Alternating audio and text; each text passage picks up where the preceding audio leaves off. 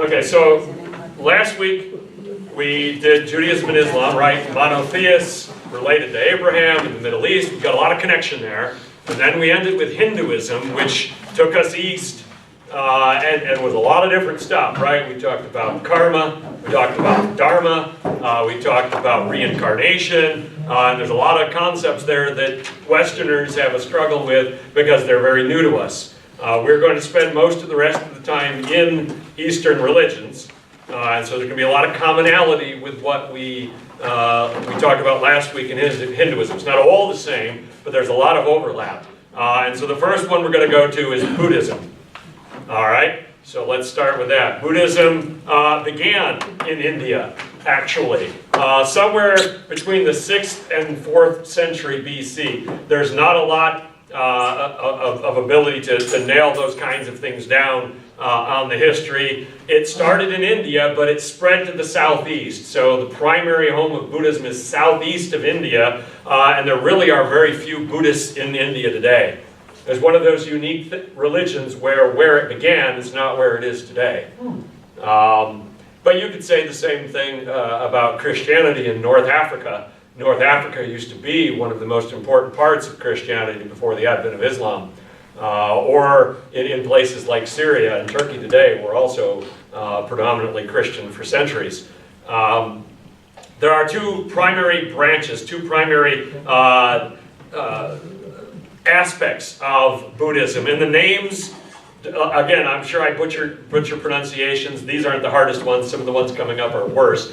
Don't worry so much about the names as just the idea. The two primary branches are Theravada and Mahayana. Theravada says that your goal as a Buddhist is nirvana. All right, you've probably heard that word, right? It's getting rid of reincarnation, that cycle of rebirth. So the goal in Theravada Buddhism is to end your existence. Just to stop it. Because you've been doing this reincarnation thing for a while, and once you figure it out, you'll stop. All right? Whereas Mahayana Buddhism, the goal is to attain what they call Buddhahood, to become enlightened like the Buddha, and then to continue in reincarnation in that enlightened state so that you can help other people understand how to join you as someone who is enlightened. So that similar, you're trying to reach an understanding of existence, for one to end it, for the other to continue in that state. So who is this Buddha guy? His real name was Siddhartha Gautama. Precise details. We can't pinpoint, what town he was born in, what year he was born, what year he died, that kind of stuff. It's open to a little bit of debate there. But he probably was born in that border region between Nepal and India. All right, that's the Himalayan mountain foothills, right? He was said to have been moved by the innate suffering of humanity. And by the word innate, we mean it's common to everybody. It's inescapable, right? Everybody suffers in life. And we Christians agree with that, right? Suffering happens to everybody. Nobody escapes life without going through loss. And connected to that is the idea of an endless cycle of rebirth, believing in reincarnation. If you believe that every life contains suffering, and that life happens again and again and again and again, at some point you think, that ain't such a good deal. Right? We keep living and living and living and living, but every time we have to suffer. That's not good. So he said, I want to find a way to end that suffering. There's got to be a way to get rid of the innate suffering to humanity. All right? So there's a difference of opinion, or a difference of understanding as to what the problem of humanity is right there, right? Christianity is saying it's a fallen nature, it's a rebelliousness against God. Buddha saying it's the suffering. The suffering itself is the problem, and if we can get rid of that, we'll be okay. So he studied the Vedics, those ancient Hindu texts, to learn about meditation. But he said, you know what? Meditation, I can't meditate my suffering away. It's still there.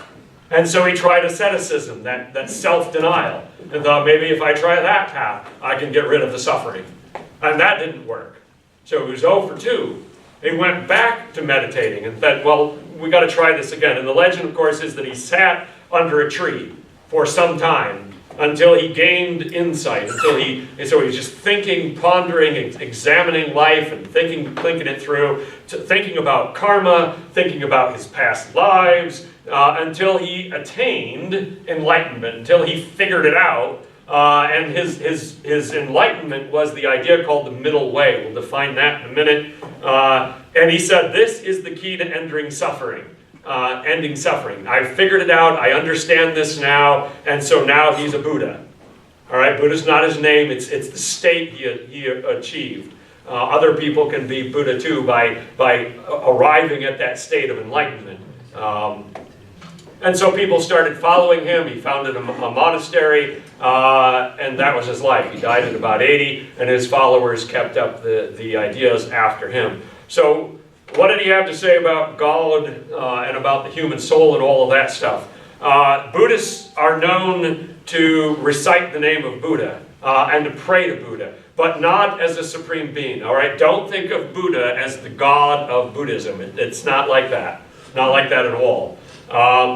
Buddhists don't believe that anything is fixed or permanent. That there is nothing that can't be changed. All right, God is not permanent. The human soul is not permanent. Here's a line. In some of these Eastern religions, I'm going to be more literal in quoting the stuff that I've written down to try to make sure I get the wording right so we're not confusing ourselves. There's ultimately no such thing as a self in any being or any essence in anything. So one of the ideas behind Buddhism is that nothing is really real.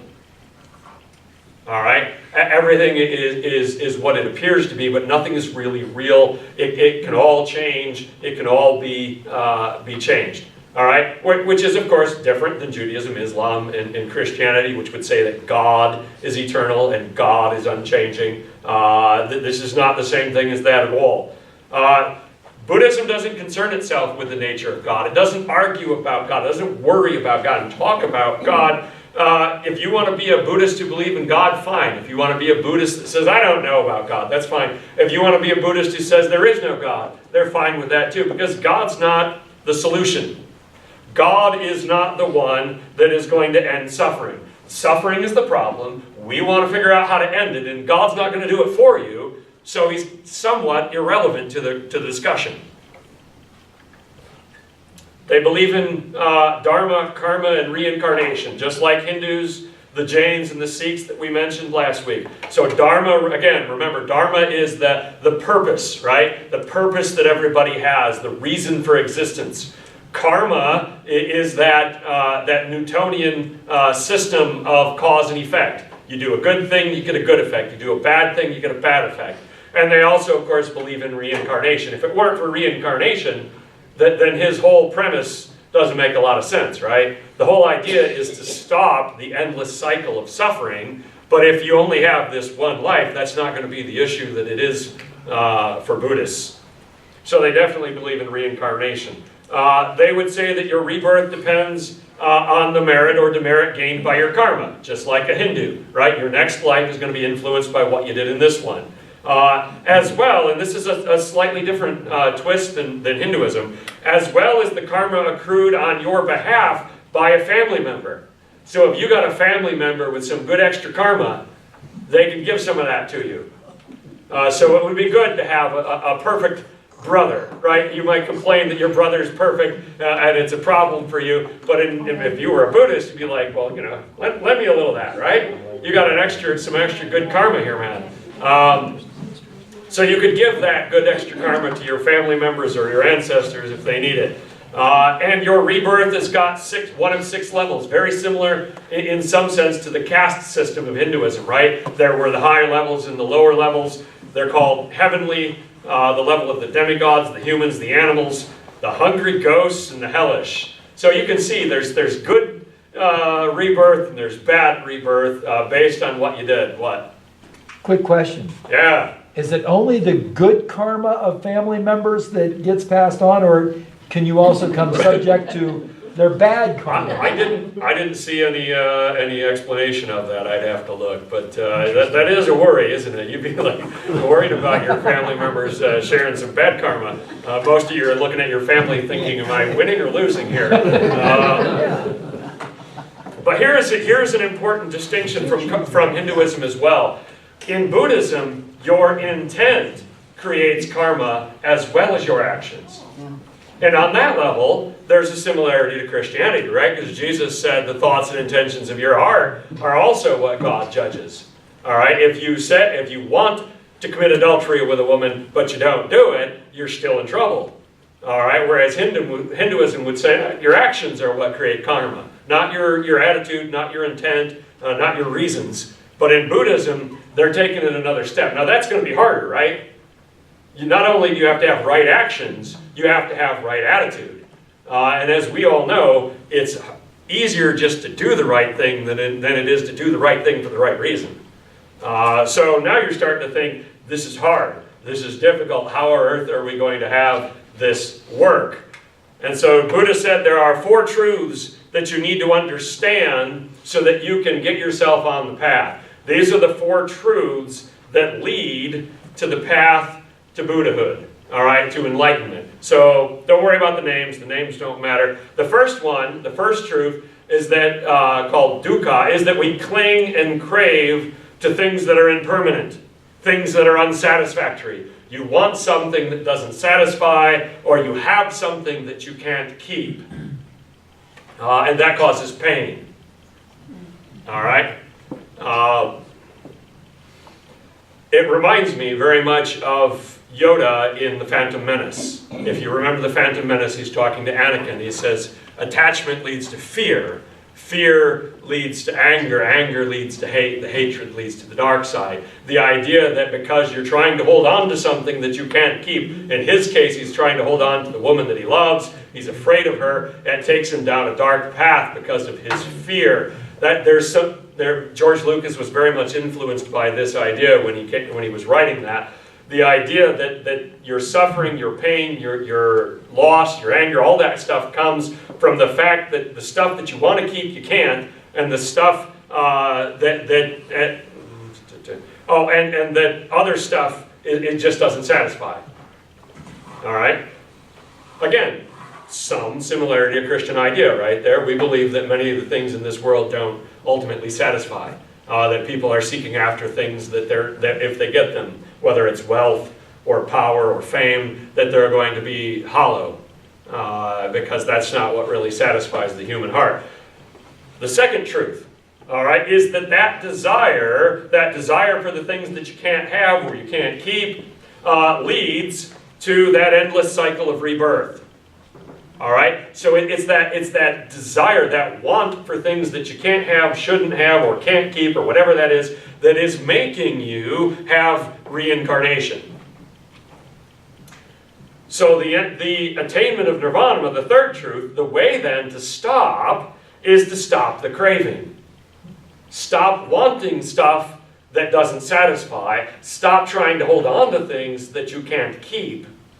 And then you'll be able to let it go, and then you won't come back around again. Or you'll achieve nirvana for that one branch of Buddhism. You won't come around again. For the other one, you'll understand and you won't experience the suffering. You'll still go through life and you'll still lose things. You'll still have hardships, but it won't cause suffering because you've understood it. All right. There are some similarities here to some Christian mystics and Jewish mystics as well, that have tried this path of asceticism, the path of self-denial, the path of being alone and not becoming attached to anything. And that leads you to the question, well, how on earth am I going to stop craving? Right? How do I stop? You tell me to do it, but I need a path. I need a way to do it. And that is that last one, the eightfold path. There's 8 parts, eight parts to how you end the craving for the things that are causing your suffering. And we'll look at those 8 things. Wheel is a good example because they're all equally valid. There's a lot of overlap, a lot of connection between these things. You have to have your mind right. You have to have your view right, your intentions, your speech, your actions, your livelihood, what you do for a living, what you do, your effort, and your concentration. That's not no small shakes, right? All right? In other words, you need to do the right thing for the right reasons. You need to think the right things. You need to have the right attitudes. Everything. It seems to me like this is a steep path here to climb. Randy, what's the bottom word? It's cut off. Oh, it's cut off on TV. Right, livelihood. Right, livelihood. And there's different terms. Different people will translate these differently in English. Of course, this is not originally done in English, FYI. And so there's a little more instruction on what those 8 things are. What we're seeking, and what Buddha is saying that you're seeking, is a midpoint. All right? You don't want self-denial of asceticism. That won't work. You don't want the extreme of hedonism, the do everything you want to do, pleasure kind of thing, because that won't work. You're trying to find a middle ground, and so the right view are those 4 noble truths. Believe in karma, believe in reincarnation, believe in where suffering comes from. So you got to get your mind, you got to understand where the truth.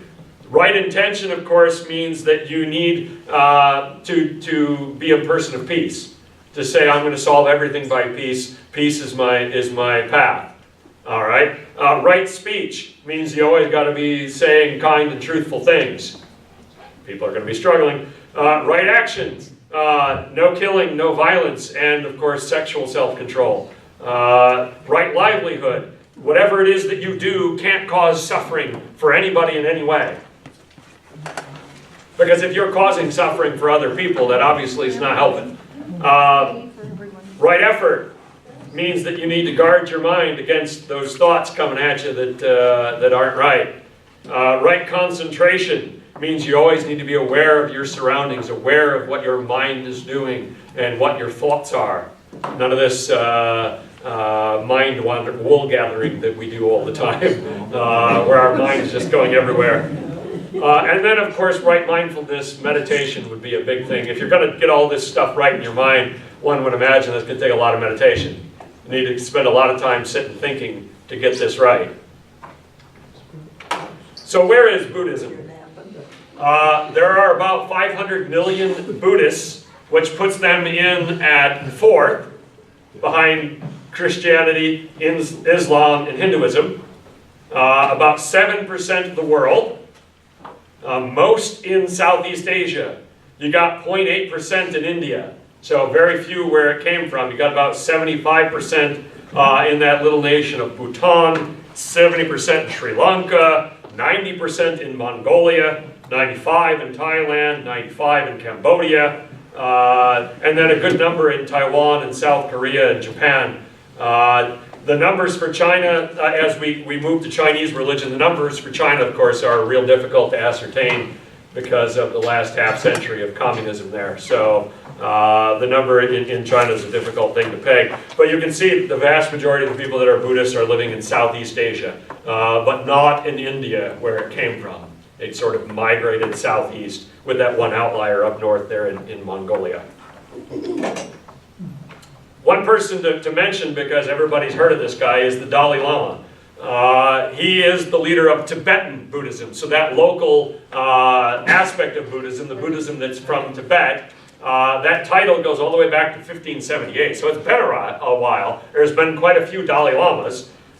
They believe that each one of them is an incarnation of an aspect of God. There's a lot of words there, but don't worry about it because it's hard to figure out. The current guy, you've probably seen him on TV, he's been around a long time and done a lot of interviews, Tenzin Gyatso. The Chinese government hates this guy because he believes in independence for Tibet. And the Chinese Communist government does not appreciate people that advocate for independence of Tibet, by the way. They're not fans.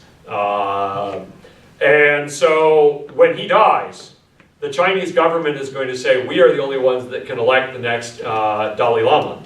But if they do, the Tibetans won't follow that guy at all. He'll be just a figurehead, a puppet. No one. And they won't let the Tibetans pick another one. So this may be the last of the Dalai Lamas, as long as communist China is controlling Tibet. It's an interesting thing politically there. So what's the history of Christianity and Buddhism? There's an interesting historical story here, something called syncretism, which is when you take one religion and another and you kind of mush them together. And syncretism has happened in a variety of places, historically speaking, between religions that overlap. It happened quite a bit in the East. There is a version of Christianity that you've probably never heard of because it's not been popular in the West and it's not been around for a long time, called Nestorian Christianity. It is what the church would consider to be a heresy because they believed that there were two persons of Jesus. There was the part of Jesus that was the Word, and there was the part of Jesus that was human.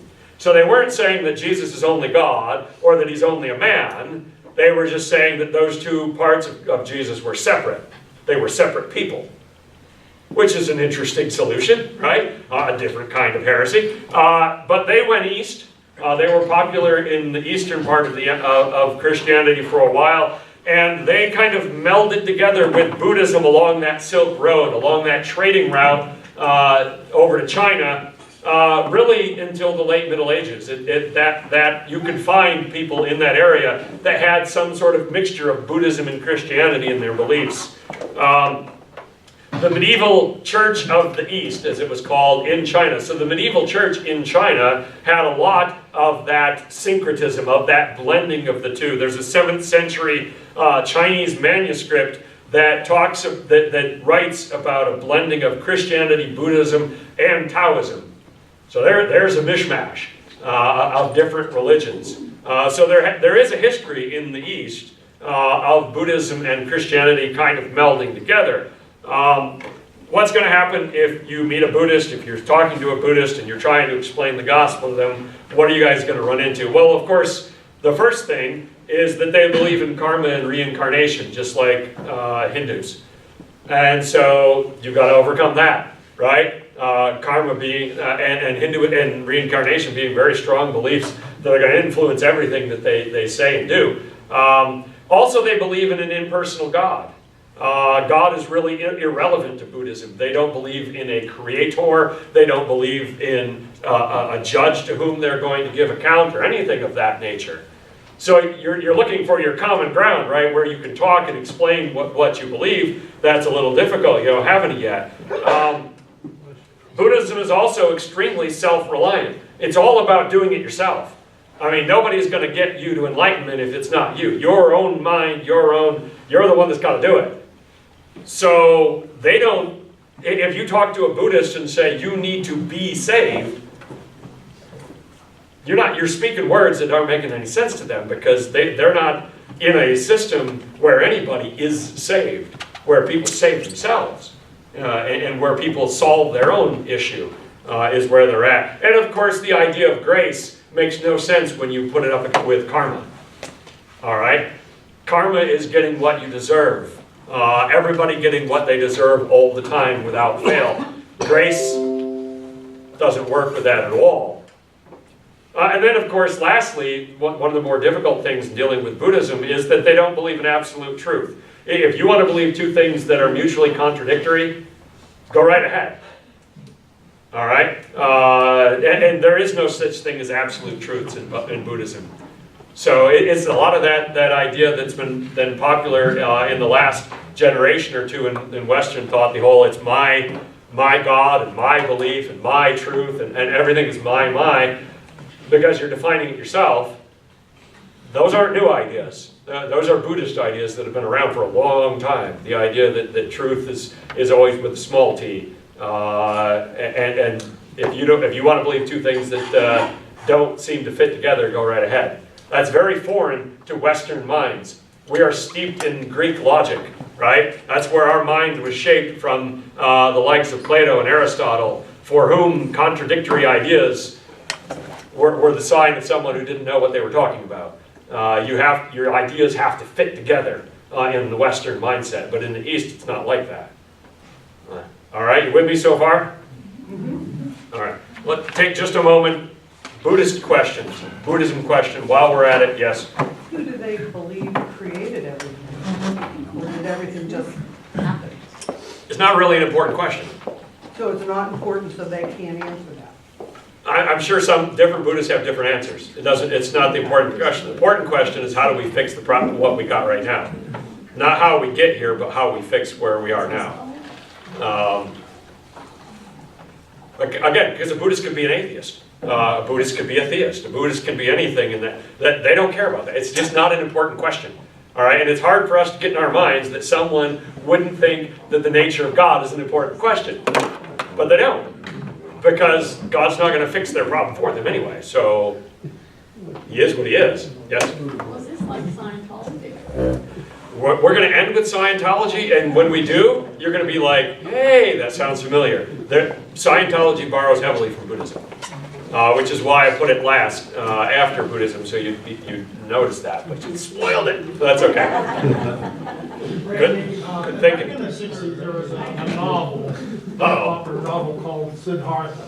Okay. Was that basically, a lot of this is sound familiar, ringing bells in my head, was that maybe kind of a novel? Well, that's the first name of the guy who became Buddha, so I know. I'm guessing it has a lot to do with it. I've never heard of that, but Yeah, you probably. it's before my time, man. Not All right. It's before my time, Bill. Watch yourself. Not yours. All right. Confucianism. Oh, sorry, you had one. I didn't look left. Yeah, it seems like when you were quoting from the, I think Yoda or something like that. Yes. Are you familiar with that? That quote, where passion, attachment leads to anger and so on and so forth, that comes right out of the Bhagavad Gita. There's a quote in there from Vedic literature. And it was amazing that a lot of Buddhism, Buddhist ideology comes from Hinduism. All right. Well, they came from the same place. And he studied the Vedas first. Exactly. Before deciding that their solutions to the problem were not sufficient. Right, because they believe heavily in detachment and objective thinking. And we saw that some that there are some strains in Hinduism of the idea of detachment. Right. But the Buddhists are the ones that jump both feet into the idea of detachment, of letting go of stuff. But as I said, and you know, Star Wars being one of the most common pop culture things of the last 50 years or 30 years, for most people anyway. That the Jedis are all about detachment, right? You have to detach yourself from your emotions, from loved ones, in order to be calm and peaceful and never let your emotions get the worst of you. There's always so many parallels also in Christianity when you look at things like karma, where the Bible says reap what you sow. Right. There is, except for that karma is ultimately is entirely impersonal. Yeah. Whereas the Christian idea of justice is of course influenced by God, saying that it's my choice to decide, you know, who gets grace and who doesn't, and all that stuff. So, all right. So Confucianism, and this is, depending on how you want to look at it, either a school of thought, a religion, or a way of life. So many people don't consider Confucianism to be a religion, to be more of a philosophy. We'll get to that question later. It came from the teachings of the Chinese philosopher Confucius. 551 to 479 BC, we know when he lived. He is purported to have written a book called The Five Classics, which emphasizes family and social harmony. It's primarily about human interactions and human relationships, not really about spiritual things, which is why people say it's more of a social system, it's more of a philosophy, it's not really a religion. It is, of course, related to Taoism, which is what we'll talk about next, and Buddhism. There's a lot of overlap in these Eastern religions. You'll see a lot of borrowed ideas, a lot of shared ideas. In Confucianism, which is not a religion per se, there is an element of pantheism, the idea that God is in everything, that God is everywhere.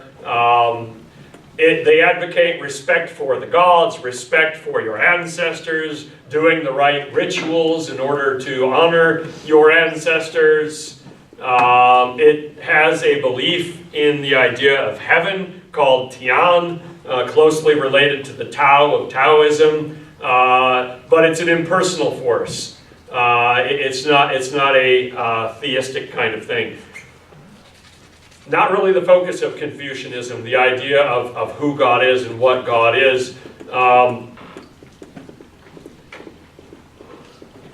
There is a fundamental assumption here that is going to be very important to understanding Confucianism, and that is the assumption that humanity is good, that we are teachable, that we are perfectible, that we can be better.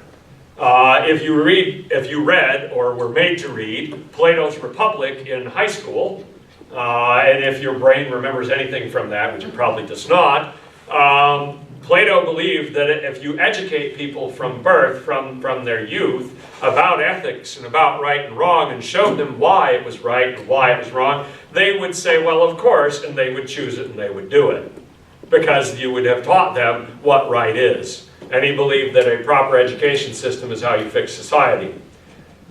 A little bit idealistic, a little bit optimistic. We, of course, know that it doesn't quite work that way. The focus on Confucianism then is how one cultivates virtue and ethics. How do we make ethical people? What is the process for making people ethical? And there are four main virtues in Confucianism, and I will assume that the pronunciations are as they're spelled in English, and of course that's probably not right, but nobody here knows either. The first one is Ren, that would be benevolence and compassion. That's a good thing. Yi, the upholding of righteousness. So far so good. Li, the ritual norms of propriety. In other words, the things that you ought to do culturally speaking, the right rituals and that your ancestors would have appreciated. And the last one being Z, the ability to see what's right and fair. Just ethics in general. Nothing too specific there, nothing too difficult. The primary emphasis of those ethics is filial piety. In other words, family ethics, doing the right thing regarding your family. A very strong emphasis on being loyal to your family, your obligations to your family. And the obligations of a child to care for their parents is a huge part of Confucianism. So if your kids are not holding up their end of the bargain, as your years advance on you, drop a Confucian book off at their house and say, give this a read, because that is a big thing in Confucianism. If you remember, some years ago, the Chinese government went to a one-child policy. You can only have one. In Confucianism, in Chinese culture, it is the son who cares for his parents. The daughter cares for her in-laws. So people who had a daughter, or knew they were having a daughter, would abort the daughter. People who had a daughter would choose infanticide, because that child is never going to help you in your old age. Which is why the Chinese, modern China is one of the only societies in the history of the world to have an imbalance in gender. It's almost always 51-49 or 50-50. It's just the way nature works. But they've been off by as much as 5 or 6%, representing the hundreds of thousands of girls that were aborted because the parents are like, this kid ain't helping me. We're gonna die alone, and that's a big problem. It's not like they've got Social Security to help them out, right? If they don't have their family, they're in trouble. Filial, that's a hard word. Piety is considered a key virtue in Chinese culture. One of the main concerns, their morality stories, right? Every culture has morality stories. The Greeks had the Odyssey and the Iliad. Everybody's got morality stories that talk about how people are supposed to be in society. One of their most famous collections of stories is called the 24 Filial Exemplars. So it's a story of 24 people that were exemplary in how pious they were towards their family. Sounds like real exciting stories. Very different than perhaps the Brothers Grimm or some of the other stories in Western culture. Very different than all right, Windows, cut it out. Than the Knights of the Round Table or some other things that we perhaps have. But that's the big focus of Confucianism, your family. It had a profound influence on successive empires in China. Confucianism became the basis of what were the imperial exams, their civil service exams. It was the core philosophy of that class of people that ran the empire in the Song dynasty from 960 to 1297, and it lasted until really 1905, when they got rid of those exams that were based on Confucianism. If you wanted to work in the imperial bureaucracy, if you wanted to be a civil servant, which is an important job in imperial China, you had to understand Confucian morality and philosophy, or you'd never pass the exams. So that's a pretty strong influence, especially on that upper class, on those people making a lot of decisions. In that system, and this is progressive, this is something that a lot of other governments took a lot longer to figure out. They decided if you became a civil servant based on how well you did on the test, not on your social rank, not who your parents were from, not whether you were rich, not what class you came from. That didn't matter. It was all about the test. If you failed the test, it didn't matter. You were out. So that probably led to a lot better government, considering, than it would have if cronyism and nepotism were how people got their jobs, or buying. If they used to, officers in many Western armies used to buy their commission.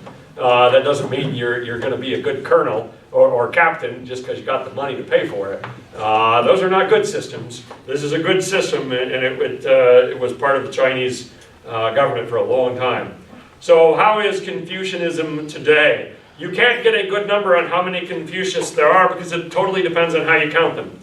If you only count the people that don't practice traditional Chinese folk religion, there's only about 10 million that are strict Confucius, only Confucianism. But if you include the people that put their Confucianism with their Chinese folk religion, their traditional local Chinese folk religion, then you get about 350 million. So that's a big variance. So it really depends on how you count them. The bulk of the people that follow Confucianism are affected by Chinese culture. Either they're Chinese themselves or they live in a place affected by Chinese culture like Taiwan, Vietnam, or Korea. Again, so Confucianism is not so much worried about the religious part of it. They let the Chinese folk religion handle that. All right, you've got sacrifices and you know a variety of festivals and whatnot that are related to your Chinese folk religion. Just do that stuff because it would make your ancestors proud and happy and all of that, and that's your family duty. That's not really our concern. Our concern is your morality and your ethics. Again, you can't build a system like this if you don't think people are good and fixable, right? Because it's all about education, all about training, all about just fixing, making people better than what they are. Yes? Vietnam and Korea, is that north or south or both? Well, that would be both. Because, of course, they're neighbors of China. And the Chinese culture has had a profound influence on Southeast Asia, and it does, of course, to this day. The Himalayas, you know, being a good barrier between them and India, so there's not a lot of cross-interaction there. But all of Southeast Asia has a strong Chinese influence. And the Chinese government would really like that to keep going, as you can tell by what they've been up to these days. What about Japan? Would that be in there too? Not so much Japan. And Japan and China have a very difficult history, and so they try to make a nice strong barrier between Chinese and Japanese culture. But we'll see that in a minute when we get to Shinto, which is in 2. So we're working our way there. Christianity and Confucianism. Well, in the 16th century, the Jesuits went to China and they said, oh, this Confucianism is an ethical system. It's not religion, it's just ethics. And so if you want to be a Christian Confucius, fine, it's not an issue. We can take out the Chinese folk religion and replace it with Christianity. You can keep the Confucius moral system because it's it's all about family obligations and being pious and doing the right thing. It's not like it's objectionable ethics. They said there's no problem, it's okay. In the 18th century, the Dominicans and the Franciscans showed up and said, no, that's not going to work because this ancestor worship that is part of the Chinese folk religion is idolatry. So you can't keep Confucianism without it being infected with that Chinese folk religion? Different people are going to have different opinions on that, right? If you think it's just an ethics system, then you probably don't think it's an issue. If you think it's a religion, then it's an issue if you're a missionary. And there still is some disagreement as to how that works. What's going to get in the way if you are a missionary, if you are meeting someone who is a Confucianist? Well, one of the problems, of course, is, are we dealing with a religion or a philosophy? You need to know what your answer to that question is and have a good reason for it, because that's going to affect how you approach the situation. It's completely intertwined with Chinese culture, though. If you are a Chinese person raised in a Chinese culture and you're considering accepting Christianity, how do you do that without seemingly rejecting your own culture? Without turning your back on the idea of being Chinese? Very similar, I would say, in many ways, to missionary efforts among Native Americans. Many of the early missionaries tried to say, you can't be an Indian anymore, you have to act like a white person, and you have to give up your entire culture in order to be a Christian. That's a hard leap for someone to make. That's a very difficult step, and certainly not something that would be advocated today. But that's a hard thing for Chinese Christians to deal with, because in many ways they're walking away from their culture.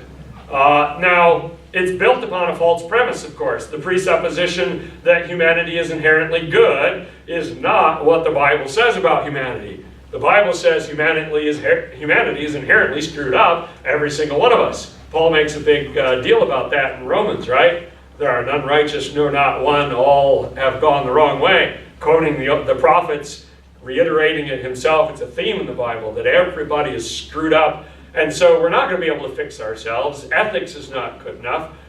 We got a problem. So you're going to be witnessing to someone, talking to someone who thinks they're okay, they can just fix it themselves, just a little tweaking, we're going to be fine. Whereas Christians are trying to say, this patient is dying, he needs radical treatment.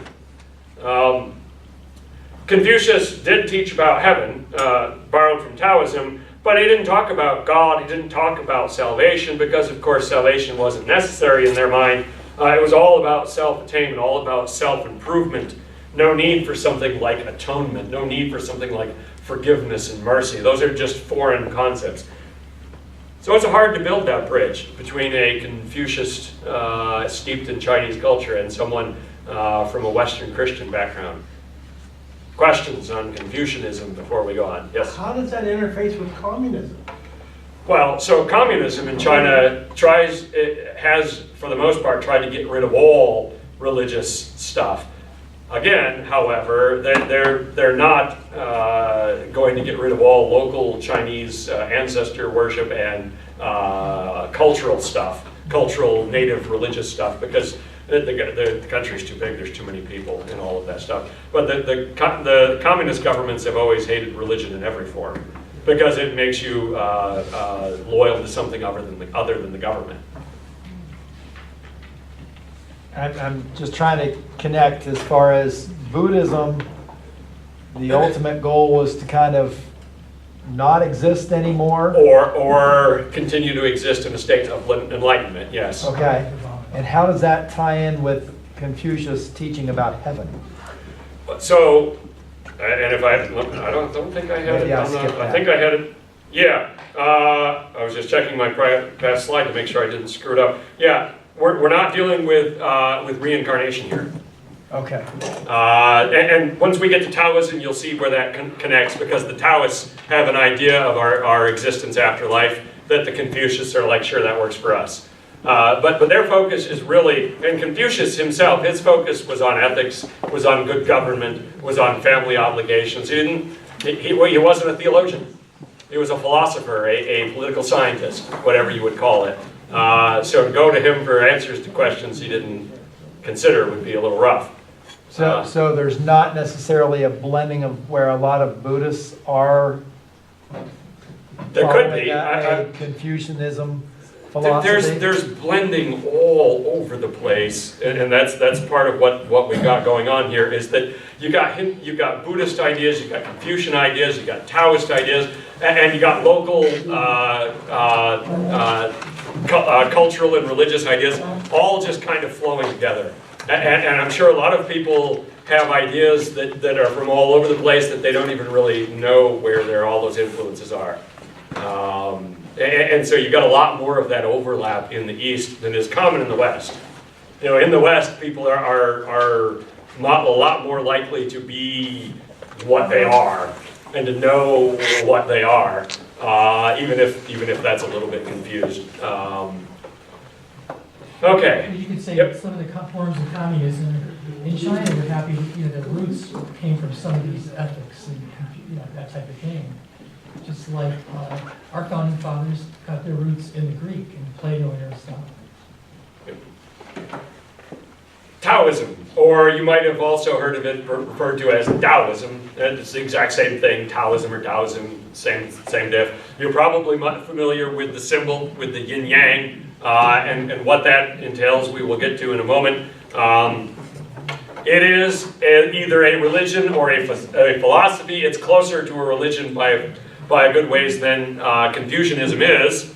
Once more, it's part of Chinese tradition and Chinese culture. So we're going to have a lot of overlap with Confucianism and Taoism. They're not quite the same thing, and not going to have as many people doing both of these because their attitude about government is quite different. We'll see in a moment. Their emphasis is living in harmony with the Tao. What that means, I will tell you, but that's the whole idea. You've got to find the harmony. A man named Lao Tzu founded Taoism, wrote something called the Tao Te Ching in the 4th century BC. It does not have the emphasis on your social obligations and your ritual obligations that Confucianism has. All right? That's not his real goal. His real goal is trying to get people to understand how to live in harmony. And that harmony is going to sound familiar because we've seen it before. Tao literally means the way, the path, the channel, the road that one must follow. It's very similar to the idea we've already heard before of Dharma. Everything has a purpose. Everything has its intended use and reason for existence. And what you want to do is live in harmony with that. All right? They believe that the intuitive knowledge of life, it can't be grasped as a concept. It's just something you need to know. These kinds of things are difficult to put into the kinds of terms that we as Westerners like because they're not the same kind of ideas. It's really about you've got to live it, you've got to experience it, you've got to know it and be it. That's going to sound very familiar when we talk about Scientology at the end because they say the exact same thing. They talk about the cyclical patterns of nature, the seasonal cycles, the water cycle. All of those things are the essence of Tao, the idea that everything has a natural flow and a natural way that it's supposed to go. They're not talking about God. They're not worshiping the Tao. Tao is not a personal God. They talk about how every action creates a counteraction within the Tao, which is a very karma-sounding idea. And what you're trying to do is work with that system of action and reaction. You accept it, you conform to it, you work with it. It's basically if you were to take karma and dharma and put them together, you're kind of trying to work with the karma. You're trying to ease your way along it so that you're doing it the right way. So again, a lot of overlap between Hinduism and some overlap here with Buddhism as well in terms of the kinds of things that you just know and experience. What are the ethics? The primary ethical obligation is known as wu-wei, and that is your focus on doing things that are effortless. I know some people that would like this. You're supposed to be like flowing water. What does water do? Path of least resistance. Path of least resistance. Everybody who has a building where water gets in knows it just goes where it's easy. It can be a real pain, but water takes the shape of whatever you put it in, right? You put it in a bottle, it's the shape of a bottle. It doesn't fight it. Ice, on the other hand, is a real bear. It gives you trouble, but water just goes the easy way. Follows gravity on the way down, right? And so basically they're saying you want to be like water, all right? You probably, if you've paid attention to some Eastern martial arts, there is this idea in some of the martial arts, the idea of taking the aggression or the energy of someone else and using it and flowing with it. If you saw the new Karate Kid with Jackie Chan, that was very much what he was trying to say. Is that instead of fighting force with force, you let it come and you use it to your advantage and all of that stuff. It's very Taoist ideas. And so there are three main ethical foci are compassion, moderation, and humility. Okay? Everything in moderation. Don't get full of yourself. Stay humble. Show compassion. All right? Take it easy, right? Don't be a hothead. Don't fly off the handle. Don't get full of yourself. These are, in many ways, Christian virtues, are they not? They feel like, in many ways, the fruit of the Spirit. Although, from time to time, Jesus says it ain't that easy. Sometimes you got to take up a cross and you got to follow me, and you got to go the path that ain't least resistance. You got to go against the grain. But much of Christian ethics is about compassion, self-control, moderation. All right? Paul said, I will not be mastered by anything, right?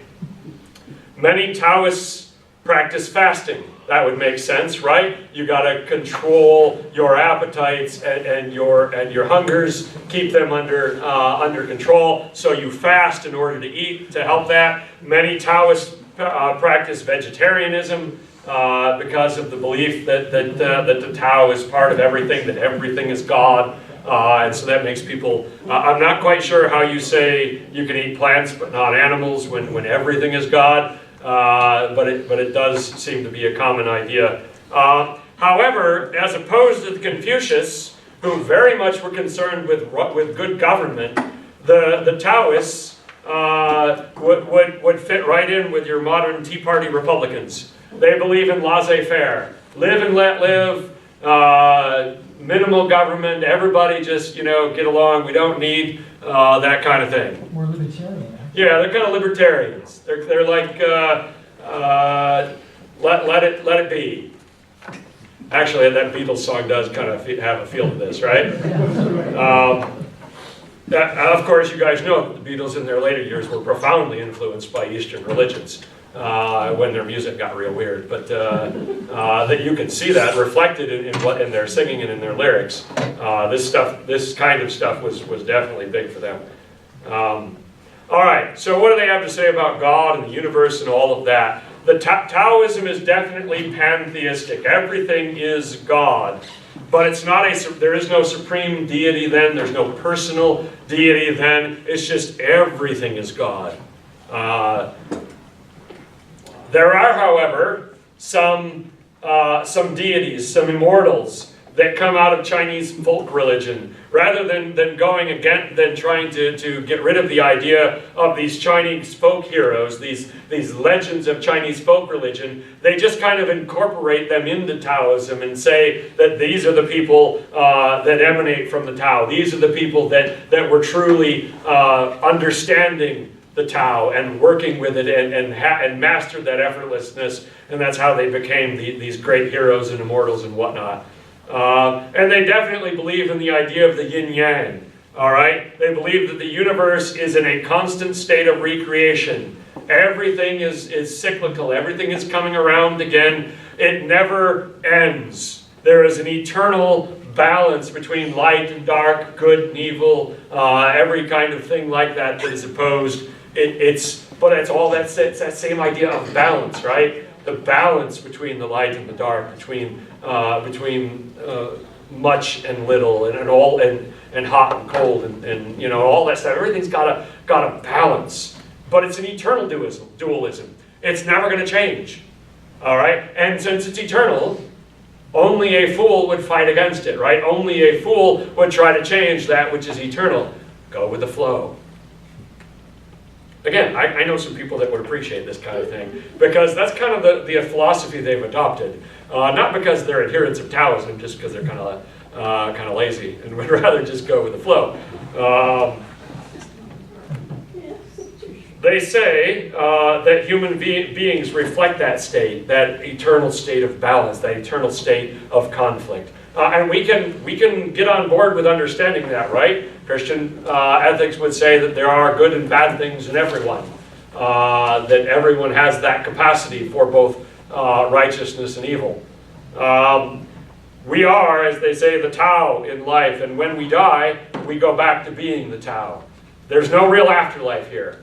You're just going back to being part of the Tao. It's not reincarnation, it's not an afterlife, it's more of a cosmic oneness where we just get connected to the Tao. So the idea about, you know, what would they say about, or what do they think about heaven, what do they think about the afterlife, it's not really important, because they're not worried about, they're not thinking about life beyond this life. So that's of course different than Hindus and the Buddhists, who are worried about, or thinking about the reincarnation coming around and around and around again. But pantheism does lend to that. That idea that everything is God. It's easy to go from there to the belief that when you die, you just go back to being part of it, right? That's what your molecules that make up your body will do, right? They will break down and re-enter the earth and be recycled. The bugs will eat you, and then something will eat the bugs, and then yada yada. Every molecule in you used to be something else before, right? We know this. That's kind of a Taoist way of looking at it. Everything comes around, goes around. It's okay. Basic physics, Yeah, well, it's the kind of thing most people don't want to think about when they're sitting down to eat or whatever, thinking, what did this used to be? I mean, the universe is always the same weight, it's the same mass. There is no, it's the law of conservation of matter and energy. Everything is what we've already got. It's just changing shape and form. Another idea that you might be familiar with, and you might not have known it comes from Taoism, is Feng Shui. Feng Shui is the Chinese philosophical school that is very much related to Taoism. It is a part of the idea of Taoism, and it's basically saying, if we're going to go with the flow, if we're going to take the path of least resistance, why not make sure that the home that we live in, that the business we work in, helps us with that? That it isn't fighting against that it's harmonizing us, that it's helping see us in the right direction. And so in architecture, buildings need to be oriented the right way. They need to, rooms need to be put up the right way, so that the environment you're living in is not making your harmony with the Tao more difficult. Why not set up your house so that it helps? And there is a huge amount of complicated things. If you watch HGTV, they had an episode of Property Brothers where they were trying to find a Feng Shui house for a Chinese family, and those poor guys were so in over their head. They did kind of like Wikipedia search and were like, okay, but if you don't get it, then it's not easy to do. But that would make sense, right? Your whole life you're trying to bring under a state of harmony. And so why not your home? Why not everything? I couldn't get a good map, and so this one doesn't show up too well. It's very light.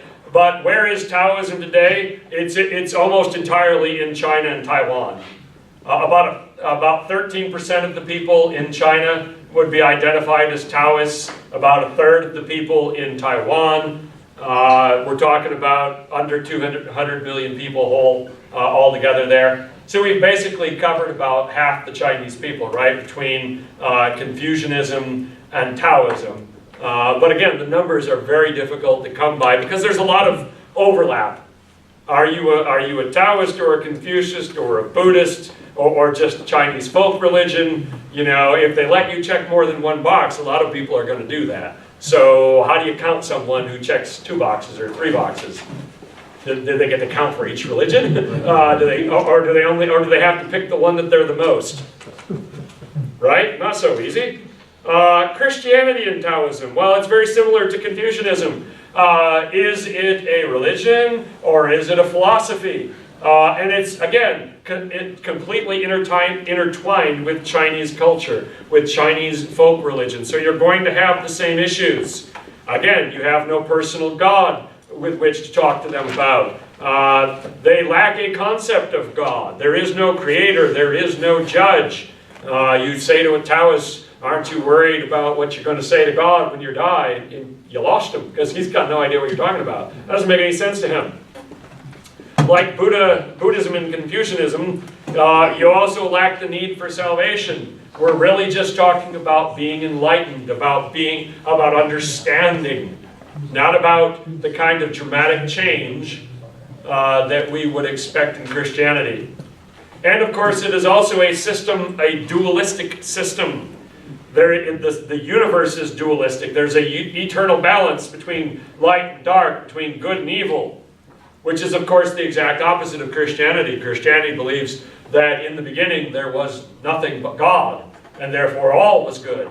And Christianity also believes that in the end, all will be good again. That the imbalance, as it were, that exists today between good and evil that has a shelf life. It has an expiration date. Whereas a Taoist believes this is going to go on forever. It always has, it always will. All right, Taoism. Before we're down to 2. We're making good progress. Do these last 2 go to a church or on any kind of regular basis? Do the people in these? Well, yeah, Buddhists have temples that they go to for meditation and whatnot. Confucianists and Shintos and Taoists would go to their local Chinese folk temples and shrines and whatnot. So it's going to vary completely on where you're from. But you wouldn't have to necessarily because it's internal stuff that you're doing. So 2 more. Shinto. Shinto is completely associated with Japan. It's the traditional religion of Japan. It's been around for a long time, but it was finally written down and codified. By codified, we mean it was kind of organized in the 8th century. So it takes all the stuff from from Japanese folk religion and sort of organizes it more neatly in the 8th century. Shinto means the way of the gods, and it's all about public shrines. You go to a public shrine where you show your devotion to what's known as the kami, which could be the spirits or the gods, 6 of one, half dozen of between those 2 terms. From the 6th to the 19th century, Buddhism and Shinto were completely intermeshed. They were completely intertwined. And they also had ideas from Taoism. Somebody asked about, is Buddhism, is Taoism in Japan? They used to be. But under the Meiji Restoration, when the Japanese decided they wanted to get rid of all foreign ideas, whether they were Western or Chinese, wherever those foreign ideas came from, they wanted to get rid of them. They basically kicked out of Shinto Buddhist and Taoist ideas and said, this stuff is foreign, get it out. That doesn't mean that there aren't Buddhists in Japan. We'll still see there's a lot. But they tried to separate the 2 and make sure that people understood what's Japanese and what's foreign. What are the kami then? The kami are the divine or sacred essences that are manifested in people, in living things, and even inanimate objects. In previous generations, people would have called that animism. Animism is not a popular term amongst anthropologists anymore, but I think you might be familiar with it. The idea that there are spirits in the rocks, in the trees, in people, there are spirits everywhere. Reminds me of the Pocahontas cartoon, where she sings about that a little bit. And there are specific places, and there's a typo there, that exist for that interaction between people and kami. Places in the world where it is better and easier to interact with those spirits. And in those places, they build shrines. Because the place is a good place for a shrine. It's the right setting. And so you go to that shrine and you worship and you perform rituals associated with those kami, with those spirits, those gods, whatever you want to call them. And the next word I am not even going to try to pronounce. Oh, come on. No, I will refuse the temptation. I will not butcher it. Come on. In case any Japanese person ever watches this video, I will not offend them by pronouncing what the heavenly ancestral God of the originating heart of the universe is in Japanese. That's a mouthful. That sounds like a German word. We're just putting about 9 words together and calling it something. That is what the name is of the first kami, the only one who came into being alone, the one who created the universe. So he's kind of like the creator god, the one that made the world, and they believe specifically that he created the Japanese archipelago, the islands that make up Japan. That is the home, or the place created specifically by that particular first kami. What else? Now, ethics. They believe that your wrong deeds, the things that you do that are wrong, create impurity. It's just not about sin. This is not about righteousness. It's not about judgment. It's a whole different thing. It's about impurity. And you need to cleanse those impurities. You have to go through rituals in order to have peace of mind, in order to have good fortune. It's not about righting wrongs. It's not about impurity per se. It's about impurity, not about wrong. So you do the rituals to get rid of the impurities that are messing with your mind or going to interfere with your ability to have good fortune. There are a whole host of purification rites then to be done at the shrines. They're called hare. And they are a huge part of Shinto. You've got daily rituals, you've got weekly ones, seasonal ones, lunar ones, and annual ones. So you've got stuff that you are supposed to do at a shrine on a regular calendar that help you get rid of that impurity. That is the practice of Shinto. Without those rites, you don't have Shinto. That is the heart of that religion. Are going to those shrines, doing those rituals to deal with your impurities. The ethical emphasis. What are they going to emphasize ethically? Serenity, honesty, and purity. You got a lot of commonality in these Eastern religions. The focus is really on keeping a level head and not allowing your emotions and your behavior to get out of control. Westerners look at that and say, wow, they're so reserved, right? It's the philosophy, it's the religion, it's what they emphasize. And they look at us and think, oh my gosh, those Westerners are out of control with all their wild gesticulations. They're so loud, they're so nuts. And they're right, but we're different. What do they think about the afterlife? The presence of kami in the world reflect the Shinto belief that the dead join the spiritual realm. So your kami, your spirit, is released upon death, and it goes and dwells with the rest of the kami and interacts with people at the shrine. They don't believe in reincarnation in any way. It's not reincarnation. You join that spirit realm, and so of course the spirits of your ancestors are at that shrine. It's very important idea of ancestor worship and dealing with your ancestors. You might remember there have been a number of times of controversy of the Japanese emperor going to the shrine of the war dead from World War II. Have you ever read articles about that? There's a shrine to the dead of World War II. And he goes there to worship and to do the rituals for the kami of the dead of World War II. The Chinese don't appreciate that. The Koreans don't appreciate that. And a lot of other peoples don't appreciate the fact, and they've had a lot of protests and they've gotten very upset about the fact that you're honoring those people from World War II, many of whom, of course, in China and whatnot with the rape of Nanking were war criminals. And so that's a big controversial thing that he would do that. But again, for the Japanese emperor, how's he going to not go? All right, so that's a rock and a hard place, between a political rock and a cultural hard place. And so they typically do, or they do it. It's just, it's going to always offend the people that haven't forgotten World War II. So what about Christianity and Shinto? Jesuit missionaries arrived in 1549. Francis Xavier was amongst them. Quite famous guy, by the 1570s, so only a few years later, there were 100,000 Japanese Christians. They had huge success in Japan with early conversions. But a generation later, in 1597, the government decided that they were getting rid of these foreign ideas, Christianity along with them, and so they started persecuting and executing Christians. There was a movie that came out just this year about that. They crucified a good number of them. That persecution continued for generations, forcing the Christians that were in Japan underground and basically extinguishing Christianity in all but some minor parts in Japan. I've often heard people say that persecution is what makes the church grow. This is the counterexample to that. In certain settings, persecution can destroy Christianity, because it worked in Japan. They were isolated.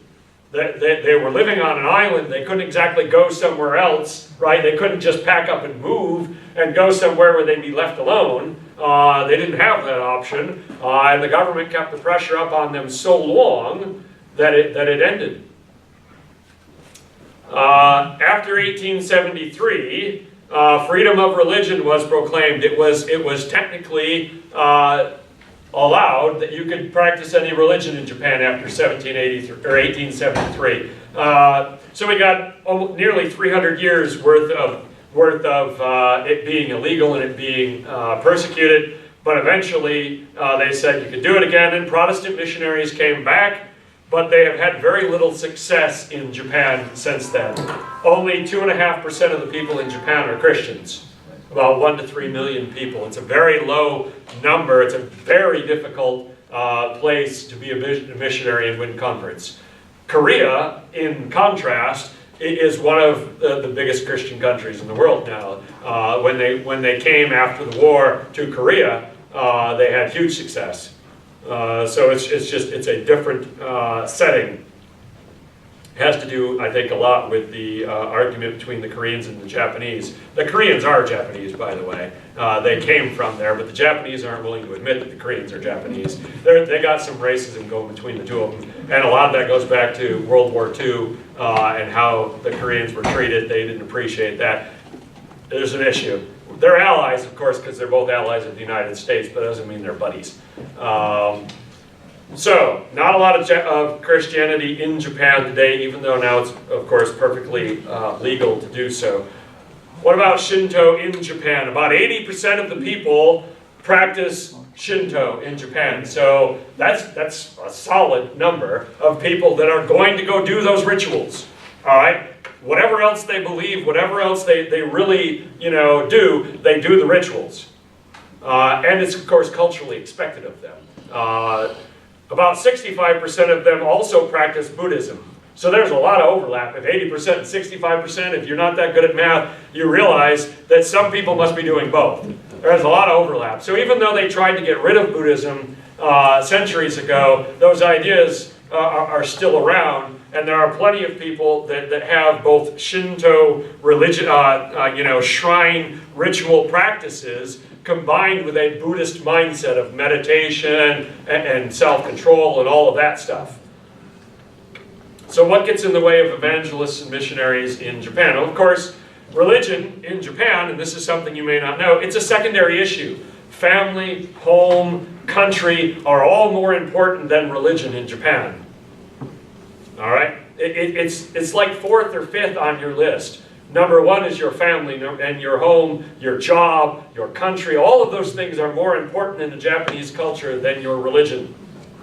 There is a strong emphasis in Japanese culture on conformity, on honor, on your ancestors. which makes it very difficult if you are a would-be Christian considering converting in Japan, because you are going to create division in your family. You are going to embarrass your family and offend your ancestors. And culturally speaking, if you have to choose between family and something you believe to be the truth, culturally you're supposed to pick family. Family is more important than truth. So culturally speaking, someone raised in the Japanese culture is a very difficult thing to decide to convert because it's going to cause ripples and dishonor in your family, and it could get real ugly in that sense.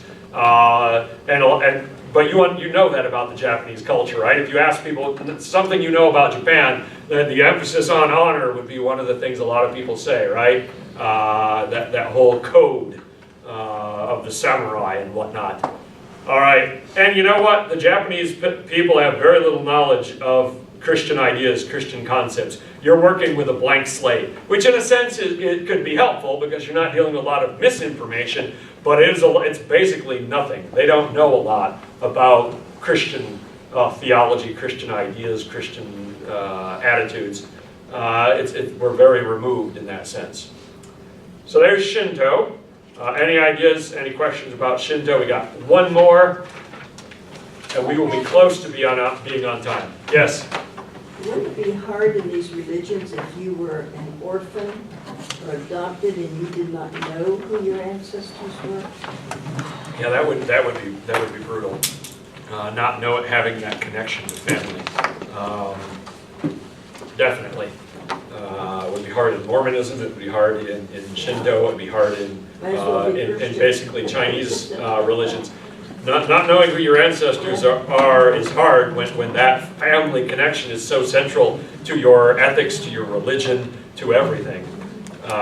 Whereas Americans, right? Most of us are like, my ancestors came from across the ocean on a boat somewhere. My grandpa used to say that we had some ancestors from here, and I was told once that's a bunch of hooey, so I have absolutely no idea.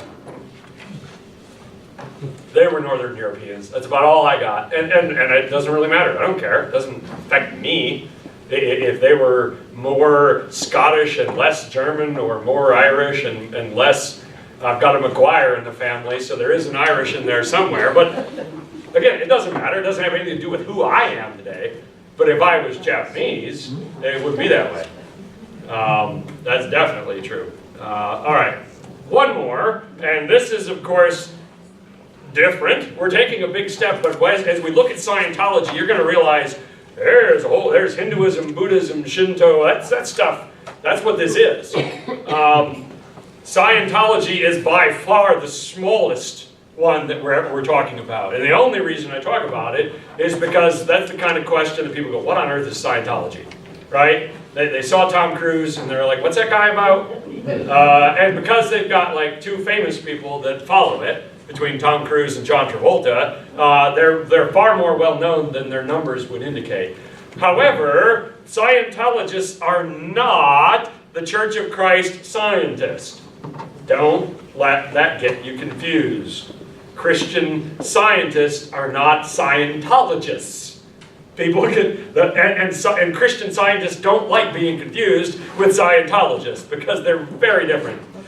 Just a 1-minute thing on the Christian scientists. They're the ones from the 19th century, founded by Mary Baker Eddy, and you know them because they're the ones that won't do medical treatment. They won't go to a doctor. They won't take medicine. It doesn't matter. It's either faith healing or you die. That's their thing. That's their big thing. And there's about 106,000 or so Christian scientists. That data's a little old, but it was the most recent one I could find in the United States. Not a big number, but there's some out there. There's more of them than there are Scientologists. So the Scientologists, it is a religion or a belief or a practice. The man that put it together was named L. Ron Hubbard in 1954. It's also by far the most modern one. Now, before this, we were in the 19th century, right? With Mormonism, Jehovah's Witnesses, Seventh-day Adventists, all in the 19th century. This is, some of you were alive in 1954. I won't try to guess who, but some of you were, and you might have remembered this. It came out of Hubbard's counseling system. He was a counselor, and he came up with a system called Dianetics.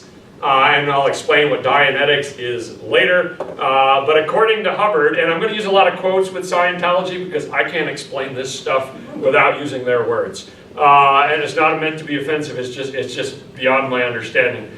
Scientology is the means of knowing about knowing, or the science of knowledge. There's actually a word for that. I was a philosophy minor. It's called epistemology. Epistemology is the study of how we know what we know. It's the study of knowing. And so he basically says Scientology is how you know what we know. It's a science thing in his mind. In Scientology, the concept of God is expressed as the eighth dynamic. It's that existence as infinity. It is infinity. It's moving towards infinity, whatever that means. That's the supreme being.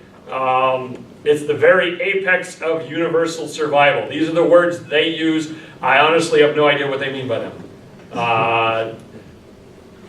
Only when you've reached the seventh dynamic can you discover and come to full understanding of the eighth dynamic. And since I am nowhere near the seventh dynamic, that's probably why I don't understand the eighth dynamic. You can't understand your relationship to the Supreme Being until you get to step 7. Scientologists reject dogma, the idea that truth is fixed. You are supposed to discover the truth on your own through your own awareness. So don't expect them to tell you how it works. Which again, that's a very Eastern idea, right? The Buddhist is saying, this is what you've got to do, now go ahead and do it, but you got to figure it out yourself. You got to attain that yourself. Where the Scientologist is saying, this is that enlightenment, these are the steps you got to take, but you got to do it. Hubbard said it was built upon fundamental truths. Number 1, man is an immortal spiritual being. Immortal is not a word we would accept. We believe our souls are not going to be destroyed, but we don't believe they've existed for all time in both directions. So there's an idea. He believes that your experiences extend beyond a single lifetime. That's an Eastern idea, right? Reincarnation, that's what that is. Without using the word, it's reincarnation. He believes that the human capacity is unlimited. The human mind can accomplish anything if you realize your full potential. All right? He believes that humanity is basically good. That's an idea from Taoism and Confucianism. Basically, all of these ideas are a mishmash of Eastern philosophy, religion. That's where they all come from. Now this, bear with me on this, don't try to write this down, let me just say it. Scientology says that there are 2 divisions in your mind. You've got a reactive mind, where you record all your pain and emotional trauma. So all the bad stuff is in one part of your mind, and you've got an analytical mind, where all your rational stuff is, where your consciousness is, the stuff that you're aware of. So the bad stuff is in the part of your mind that you're not really aware of, that you don't think of, not your thinking mind. Your reactive mind is storing those things, those bad things, that suffering, that pain, and that storing of your suffering and pain is something they call an engram. He made up a lot of his own words, FYI. An engram. That's painful to have that suffering in that part of your mind just building up and getting more and more and deeper and deeper. You've got debilitating, painful memories and ideas and stuff. And as it accumulates, you're getting further and further from what you're supposed to be. So to get rid of that, to avoid that fate of having a buildup of engrams, of bad mojo, as it were, in that part of your mind that's not your active part, is what Scientology is all about. And if you don't ask me to say that again. That's what it's saying, that's what they believe, that's what they say. Weird. It's different. They can do it for a fee. Yes, and we're getting to that. So the ultimate goal in Scientology is true spiritual enlightenment and freedom for all. That doesn't sound half bad. That's something people would like. Your salvation depends upon yourself. Your attainment of brotherhood with the universe. But again, it's up to you. Very similar to Buddhism. The goal of Scientology is to end your reincarnation, to reject material reality and recognize that only your thetan, which is like your soul, that's the only thing that really exists.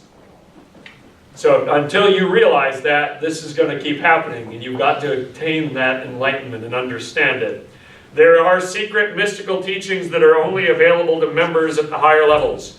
I don't know what they are because they're secret. You can't be told what they are until you get to level 6 or level 7. I'm quite serious. That's one of their things. They believe in something called auditing. In Dianetics, which is that counseling system that Hubbard advocated, the auditor is the counselor. He helps you clear your conscious recall of all that past trauma. So you've got that buildup of those bad things, that bad mojo in that part of your mind that you're not aware of, from past lives, from your current life, and that auditor is going to help you get rid of it, help you offload it. So if you ever run into a Scientologist and you don't know it, they start talking about clearing and auditing, you're like, this is not a tax person. This is someone who's a Scientologist. They're into clearing. If you watch The Walking Dead, which there's probably not a lot of you, but one of the characters named Morgan in that post-apocalyptic Holocaust was saying that he couldn't clear. He couldn't get rid of all of the horrors that he'd experienced, including, spoiler, the death of his son. It was like 4 seasons ago, so if you haven't seen it by now, you're not going to watch it. But he couldn't clear, and that was driving him mad, really. He couldn't deal with it. And I don't know if that's intended to say that he was a Scientologist or not, but he's using that terminology. So Hubbard said that you have something called a thetan, instead of just calling it a soul, because some of the auditors said that they were finding trauma from past lives. They were helping people deal with their trauma, and lo and behold, they were discovering they had trauma from past lives. I don't know how one discovers one's trauma from one's past life, but apparently they were finding it. And so you're trying to get your clear state, your freedom from those engrams, so that you can acquire the certainty of the reality that you have as a thetan. Everybody got that, right? You're with me? And auditing requires an e-meter. The e-meter is a picture, it's a completely non-scientific instrument that you're supposed to hold while the counselor is helping you, and it reads the electrical whatever, and then the auditor looks at that and it helps him do the auditing. But it's expensive, and it's available for a fee. This is a giant business empire if you have not figured it out yet. Would that be an app on my iPad? I don't think I don't know if there is an Apple app for an e-meter. That's an interesting thought. I'm guessing there's not, because they wouldn't license it out. I'm pretty sure they keep it in-house. They don't share this kind of stuff around. It's all in-house stuff. You might also be familiar with Scientology because of the violent rejection of psychology by L. Ron Hubbard. Remember, he used to be a counselor, and when he came to them with these ideas about Dianetics, and the psychiatric and psychological community said, no, that stuff's not science-based, we don't want that, he got real ticked. And so Scientology is vehemently opposed to both psychiatry and psychology. Here's 2 quotes from him. Psychiatry spawned the ideology which fired Hitler's mania, turning the Nazis into mass murderers and creating the Holocaust. In case you didn't know, the Holocaust happened because of psychiatry.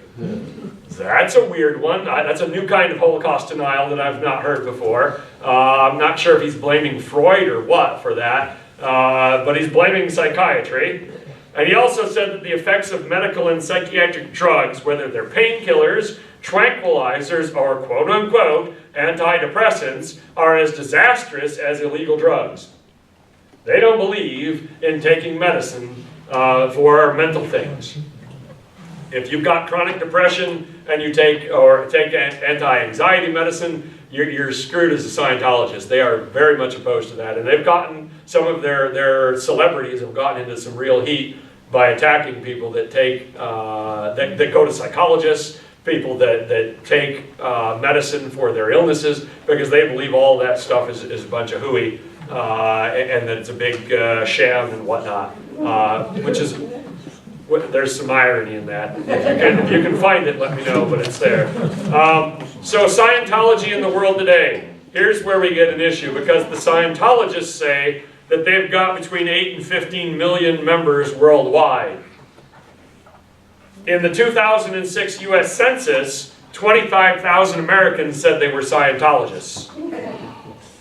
So somebody's numbers are off. Either a lot of people were unwilling to admit that they were Scientologists, or there really aren't very many They Scientologists. forgot to count Hawaii.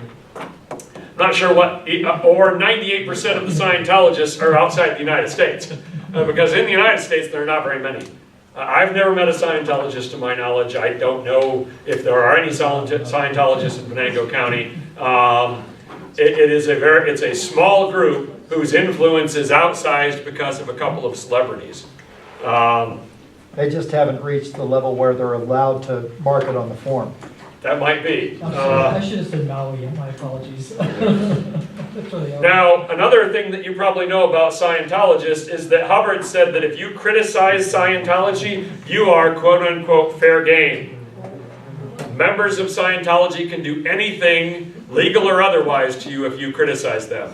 They are very serious about that. And so former Scientologists who try to do tell-all kind of stuff, they get in some real kickbacks, or not kickbacks, real backblow, real anger from fellow Scientologists. It's a thing.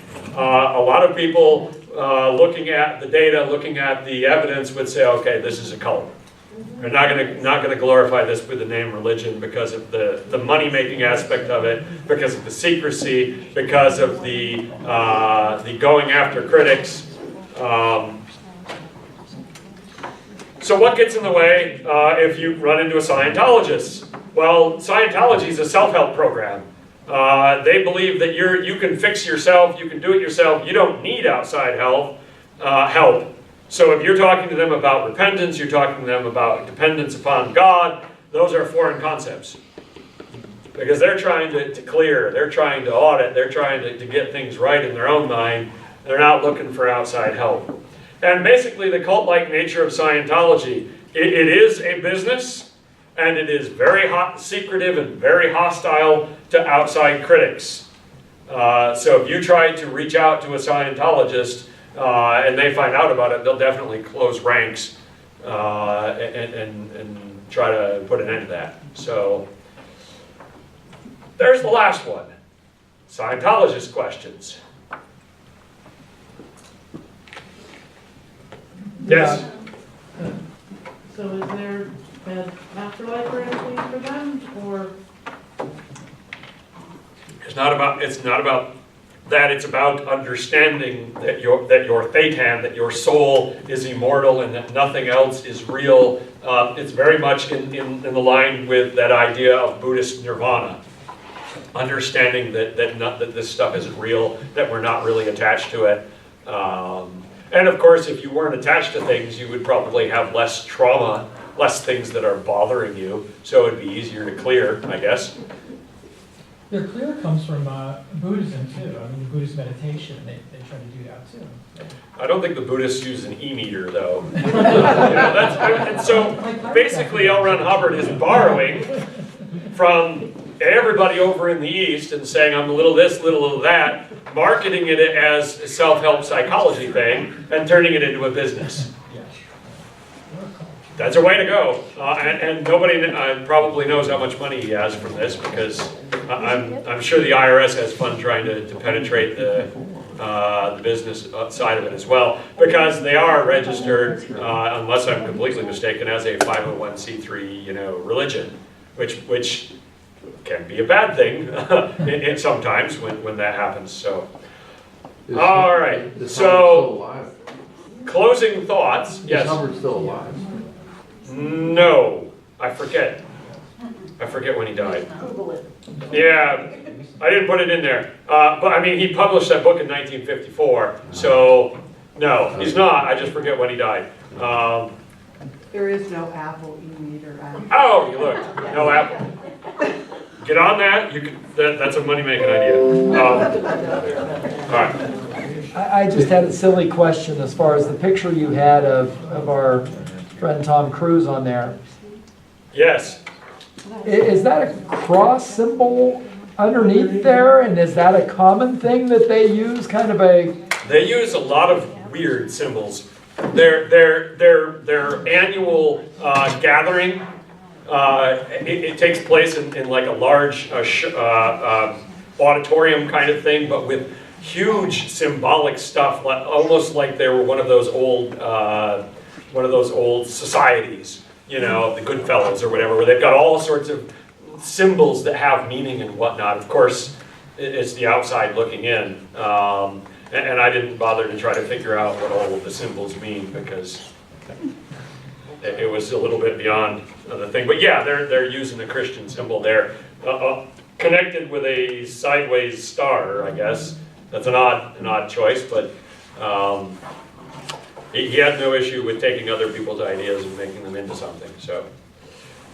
And I'm sure there are lots of other guys like L. Ron Hubbard that have tried similar things. He's just been more successful at it than most. David Koresh was trying some similar stuff. Jim Jones was trying some similar stuff. He's just had a lot more success in that sense, that more people have been attracted to it. That movie that came out a few years ago was a horrendous movie, one of the worst movies ever made. Battlefield Earth is supposed to be non-fiction. It's supposed to be something that really exists and really happened, because Hubbard wrote it as a book and said, no, this is real stuff. And so Travolta made that movie, and if you watch that movie, you're like, I don't get it. It's odd. It's very odd. There's aliens. It's just, you're just like, oh, okay. But if Hubbard said it's gospel, and that can go ugly. So. All right, let me put a stop to this thing.